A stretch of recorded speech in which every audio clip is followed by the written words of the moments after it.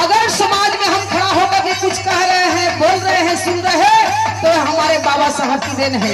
कहना है आज जगह जगह महामारी की व्यवस्था थी साथियों। आज बाबा साहब उस महामारी की बेला में साथियों पढ़ने को यह मिलता है कि अगर किसी रास्ते से शूद्र का बेटा जा रहा है तो साथियों गले में हाड़ी बांध दी जाती थी, कमर में झाड़ू बांध दिया जाता था कि जिस रास्ते से चलेगा तो पैर का निशान जहां पड़ रहा है वह जमीन अशुद्ध हो जा रही है। इसलिए झाड़ू बांध दिया जाता था कि जिस रास्ते से जाएगा उस रास्ते से पीछे से झाड़ू से निशान मिटता चला जाएगा, तो इस तरह से जमीन अशुद्ध नहीं रहेगी।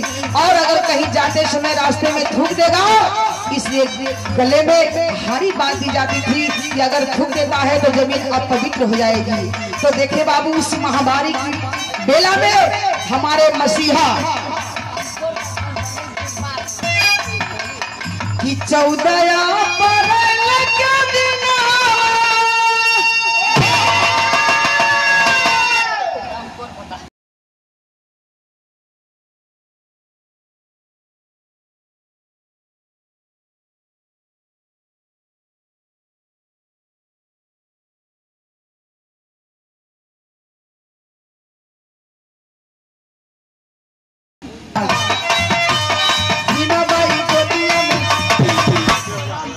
स्वागत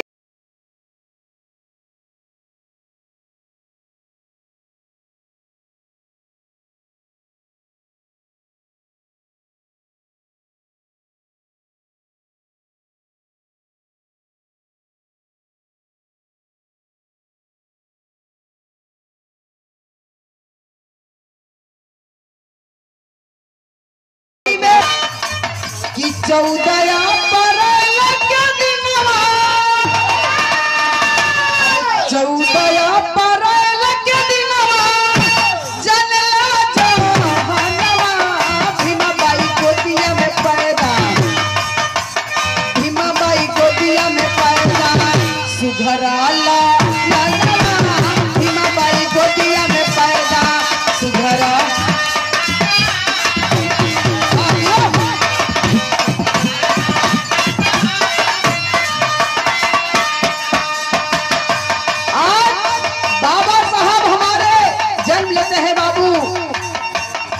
भीमाबाई की गोद में धीरे धीरे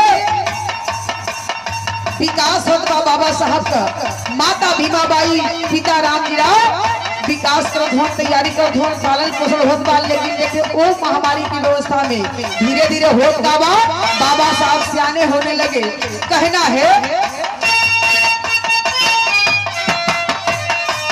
जतिया जरावे लगले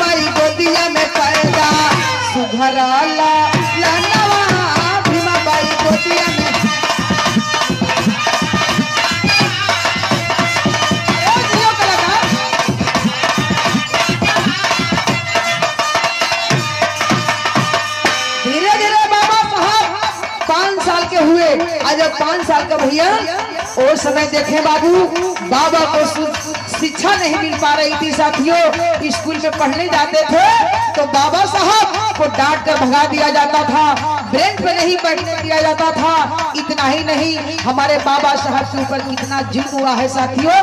कम समय है, गीत के माध्यम से कहना है क्या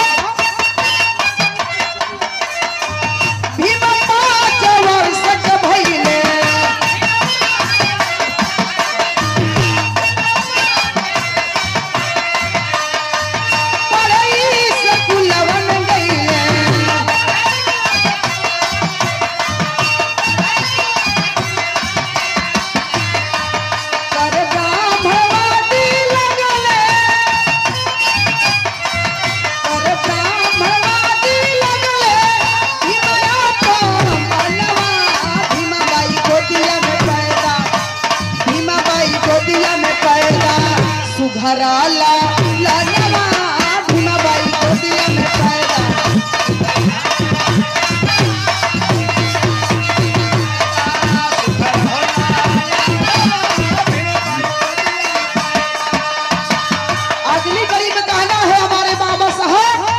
कितनी मुद्दत के बाद बाबू पढ़ाई किए, घड़ा को छूने नहीं दिया जाता था, नाक को छूने नहीं दिया जाता था, कुआं पे जाने नहीं दिया जाता था हमारे बाबा साहब को। उस समय बाबा साहब ने किया क्या कहना है, छपावले बाबा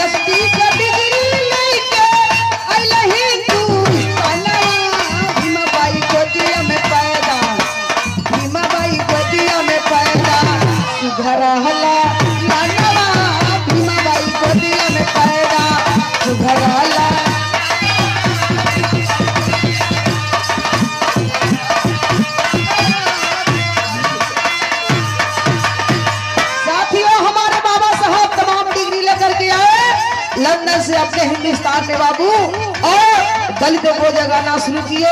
आज संगठित बनिए, सुरक्षित रहिए, संघर्ष करिए। बाबा साहब की है बाड़ी थी साथियों। अगली कड़ी में कहना है भाई का खुद के दलित के जगवले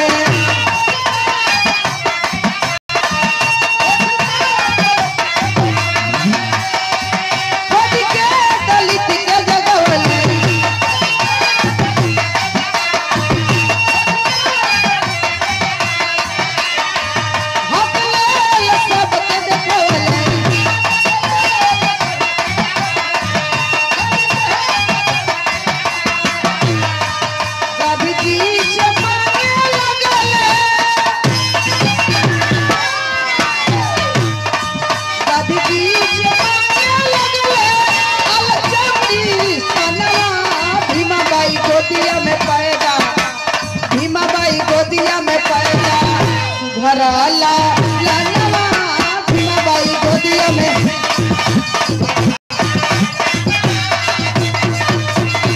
क्या बात है।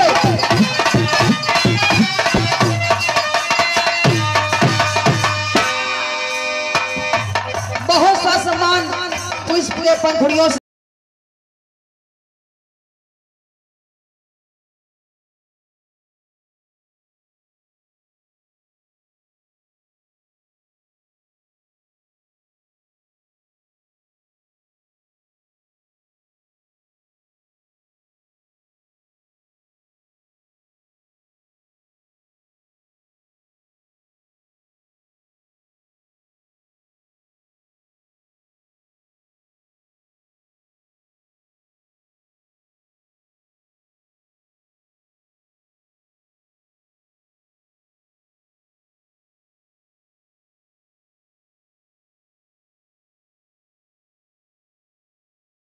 कि हमारा चमस्तान अलग कर दीजिए।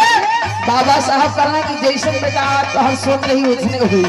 देखे बाबू, बाबा साहब कहे छुआछूत का भेदभाव यह सब कुछ आप चरम सीमा पे लाए हैं। गांधी जी ने कहा कि सब कुछ मिट जाएगा बेटा, आप हमारे साथ शामिल हो जाओ।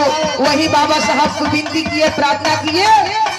भारत छोड़ो आंदोलन चलाए थे गांधी जी और चिरौरी किए, विनती किए, प्रार्थना किए। बाबा साहब वही संविधान बनाए।